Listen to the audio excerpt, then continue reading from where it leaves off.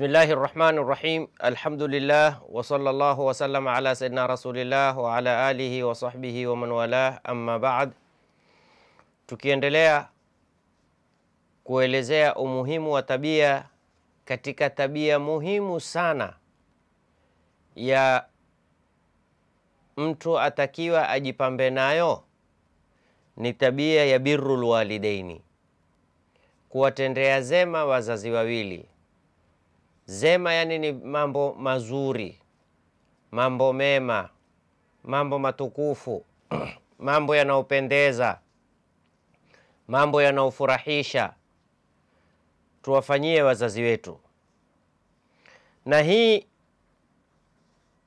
birrul walidaini, kuwafanyia mazuri na wema wazazi wawili, yaja katika sadaratul akhlaqi, priority, kipawa mbele cha tabia. Yani tukizungumzia tabia njema, ukaambiwa tabia njema ipi nzuri zaidi, tutakwambia kitu cha kwanza ni mtu kuwaheshimu na kuwatii na kuwasikiliza na kuwathamini wazazi wake. Kwa sababu hakuna kitu ambacho kwamba chamlazimu mwanadamu yoyote, cha kwanza baada ya kumtii Mwenyezi Mungu Subhanahu wa Ta'ala, kama kuwatii wazazi wawili. Baada ya kumsikiliza Mwenyezi Mungu Subhanahu wa Ta'ala, kama kuwasikiliza wazazi wawili. Kwa hiyo utakuta wazazi wawili ndio ahaki ya kila mtu kuwa na adabu njema na wao, kuwa na muamala mzuri, kuamiliana na wao kwa vizuri, kuwa na tabia nzuri pamoja na wazazi kama hao. Vipi isiwe namna hiyo? Kwa nini hukumu isiwe namna hiyo, kwamba mtu yatakiwa awe na adabu njema pamoja na wazazi wake, awe na adabu nzuri, awe na muamala mwema, awe na muamala mzuri katika kuamiliana na wazazi wake? Na Mwenyezi Mungu Subhanahu wa Ta'ala amekutamanisha haki yake yeye ya ibada au haki yake yeye ya muamala sehemu nyingi na haki ya wazazi katika Qur'ani. Angalia Mwenyezi Mungu Subhanahu wa Ta'ala asema, baada a'udhu billahi minash shaitanir rajim, wa qala rabbuka alla ta'budu illa iyyahu wa bil walidaini ihsana. Kabla kuifasiri hii aya, kawaida hukumu yote ikitoka, kwanza tutamwangalia alotoa ile hukumu ana mafungamano gani na kile kilotolewa hukumu. Mathalan, aje mwalimu si hodari katika hisabu, atoe hukumu ya hisabu hii ni kadhaa kadhaa kadhaa, kila mmoja atasema mwenye hisabu hazijui. Lakini aje the best, hodari zaidi katika fani ya hisabu au hodari zaidi katika electricity, aseme hapa kutalepuka sasa hivi, kila mmoja atakuwa na tahadhari, kwa sababu aliyotoa hukumu ni mtu, ni professional wa lile jambo. Hii gari mkipiga start itanoki, na huyu ndo the best engineer, kila mmoja atakuwa na hofu. Walillahi almathalul a'la.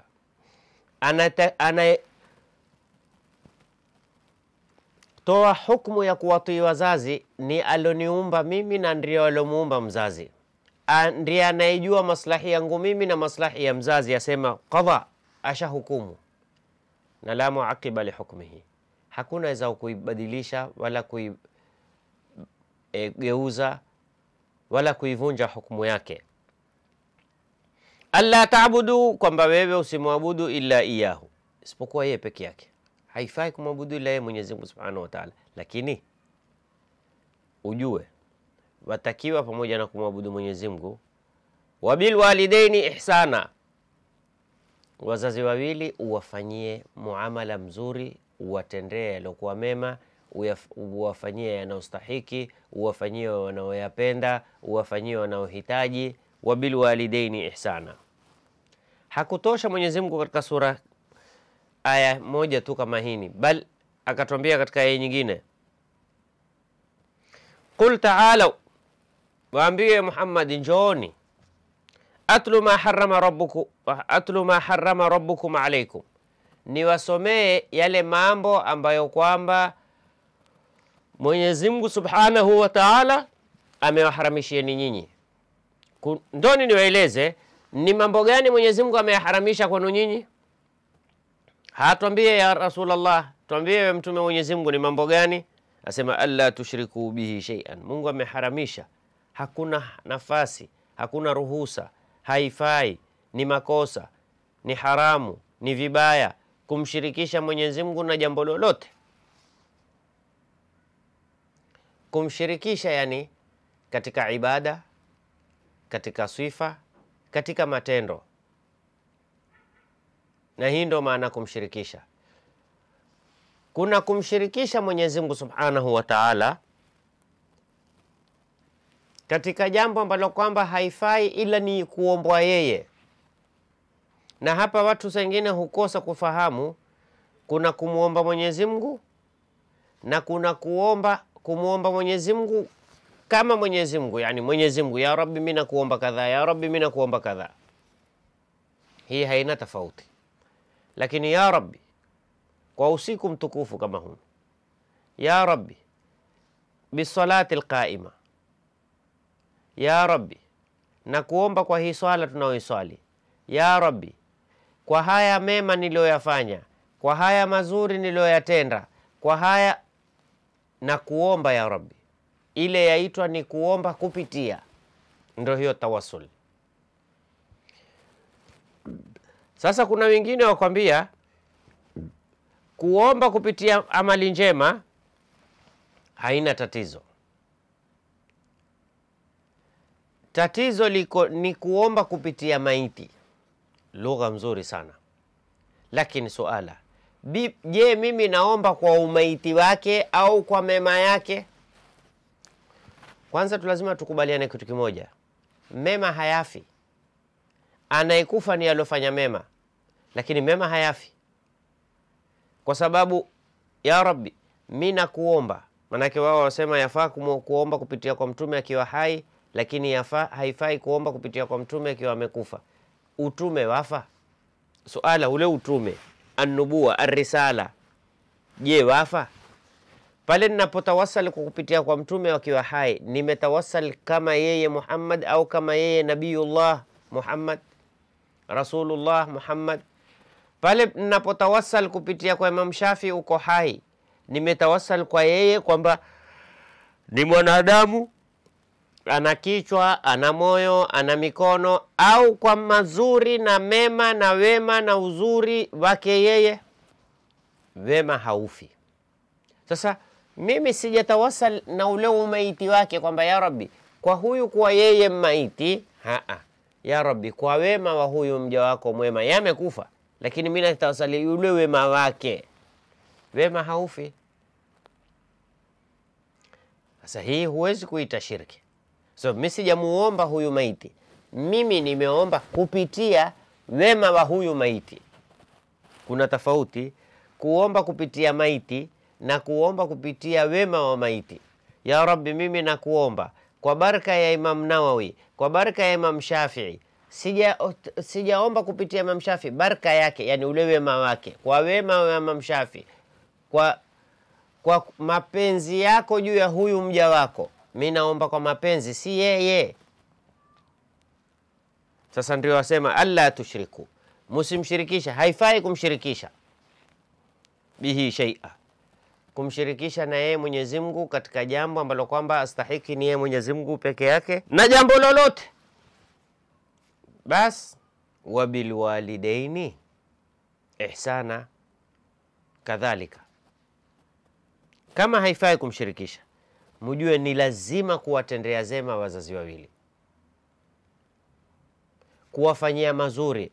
Yani mzazi wewe hakukubali, mzazi wewe hakupendi, mzazi wewe hakuthamini, mzazi wewe hakubagua, mzazi wewe mfanyie ihsani. Na katika matatizo yaliyoko utakuta baadhi ya watoto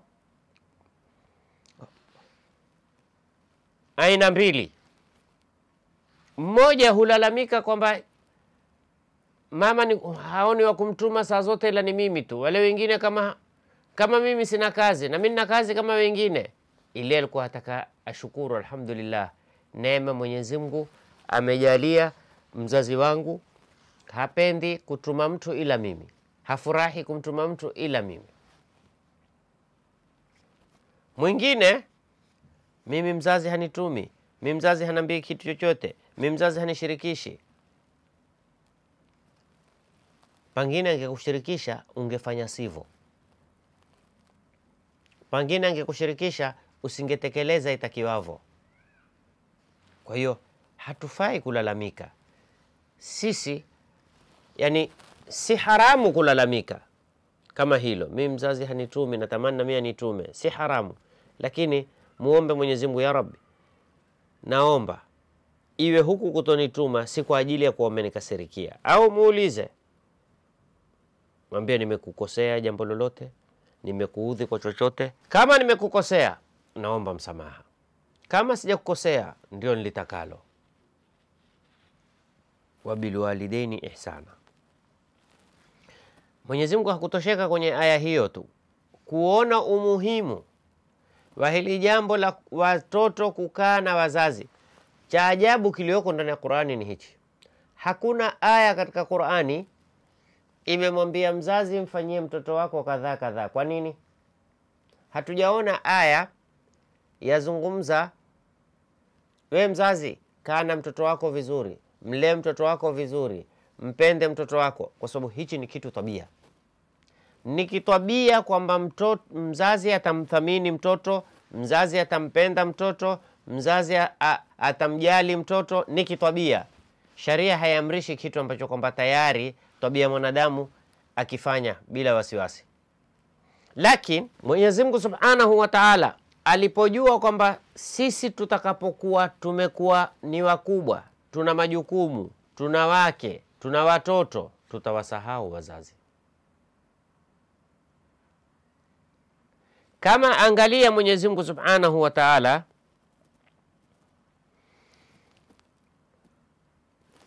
hukuti aya imemzungumzia baba amekufanyia kadhaa, baba amekufanyia kadhaa, baba amekufanyia kadhaa, baba yokufanyia kadhaa, la. Lakini iko aya kumzungumzia mama amefanya nini? Hamalathu ummuhu wahnan ala wahni wa hamluhu wa fisaluhu fi amaini anishkur li. Mona kwa sababu gani ikazungumzia mama aliyomfanyia mtoto? Kwa sababu mimi nilikuwa sijui kama mamangu amenibeba mimi ni mimba, niko kwenye tumbo, nitajuaje? Lakini mara nyingi baba anaokufanyia wayaona. Ni wakati sasa mimi naelewa, ni wakati sasa mimi natambua, ni wakati sasa nina hisia kamili. Hamalathu ummuhu wahnan ala wahni wa hamluhu wa fisaluhu fi amaini anishkur li wa liwalidayya. Sasa Mwenyezi Mungu amkumbusha, mamako alikubeba kwa uzito. Aya nyingine akasema hamalathu kurhan wa wada'athu kurhan, alimbeba kwa shida na akamzaa kwa shida.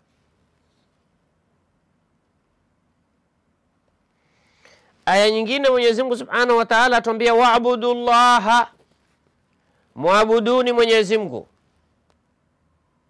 Muabuduni Mwenyezi Mungu.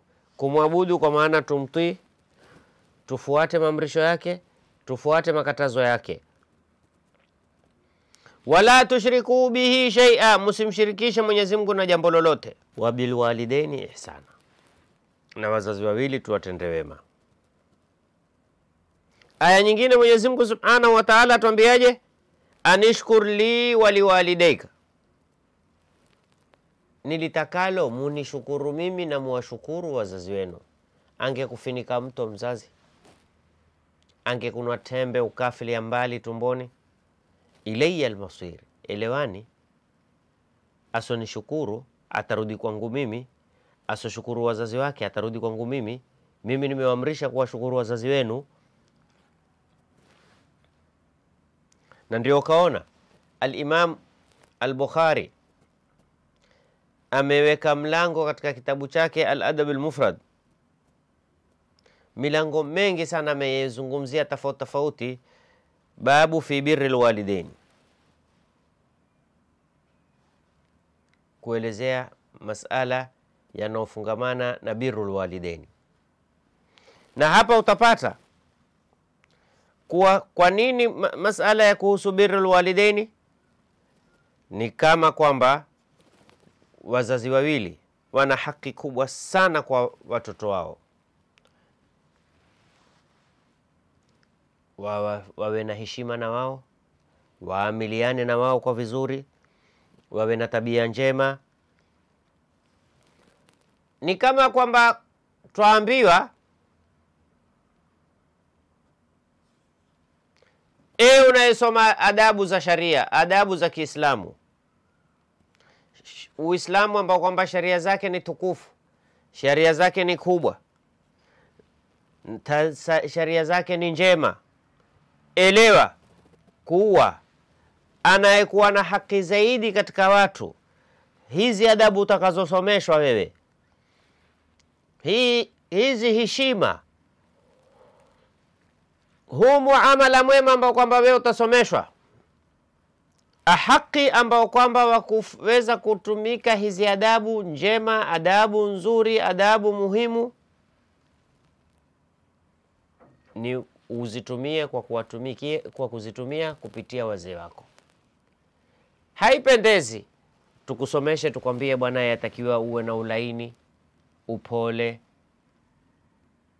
ustahamilifu, unyenyekevu, kukubali nasiha, kuzungumza na watu kwa upole, kuzungumza na watu kwa utaratibu, upunguze sauti ukizungumza na mwenzako. Haya maelezo yote ya kuelezewa kuwa na tabia njema, namna ya kuzungumza, namna ya kuitikia, namna ya kuita, namna ya kutoa, namna ya kusaidia, namna ya kupokea, namna ya kujali, namna ya kuthamini. Haya yote yawange na kuyahesabu mpaka mwisho wake utapata kwamba mwanzo anastahiki kufanyiwa mambo kama haya ni wazazi wetu wawili. Kwa sababu gani? Liannahuma, hawa wazazi wawili, ahaqqu nnasi bihusni suhba, ndio haki zaidi ya watu kwa sisi tusuhubiane nao zaidi, na ndio aula nnasi bitaamuli biladabi alkarim, ndio bora ya watu kuamiliana nao na adabu njema, walkhuluqul fadhil, na tabia zilokuwa bora.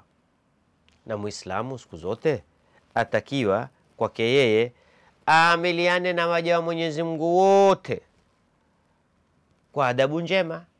Ikiwa Mtume sallallahu alayhi wa alihi wasallam atuambia wa khaliqin nasa bi khuluqin hasan, tangamana na watu kupitia tabia njema, wazazi wawili mbora zaidi. Ikiwa watu wa kawaida tu tutakiwa tutangamane nao kwa tabia njema, ni aula wazazi wawili tutakiwa tabia njema tuamiliane nao kwa uzuri zaidi na umuhimu zaidi. Kwa hiyo ikiwa mtu afaa astahiki na kufaa kuambiwa huyu ana tabia nzuri, tumuangalie, je, hii sifa anaopewa kwa wazazi wake, performance yake, utendakazi wake wa hizi tabia nzuri kwa wazazi ni vipi? Anawasikiliza wazazi, anawatii wazazi, anawafuata wazazi, anawanyenyekea wazazi, anawaridhisha wazazi, anawatanguliza wazazi, anawasimamia wazazi. Wa ila itakuwa hakuna faida ya kuambiwa huyu na tabia nzuri lakini hasikizani na mzazi wake. La ilaha illa Allah. Kwa hiyo haki ya kila mmoja wetu kuwa na tabia njema kwa watu wote, lakini kuwa na tabia njema zaidi na wazazi wake. Mwenyezi Mungu atupe kila la khairi, atuepushe kila la shari, atujalie min alladhina yastami'una alqawla fayattabi'una ahsana. Wassalamu alaykum wa rahmatullahi wa barakatuh.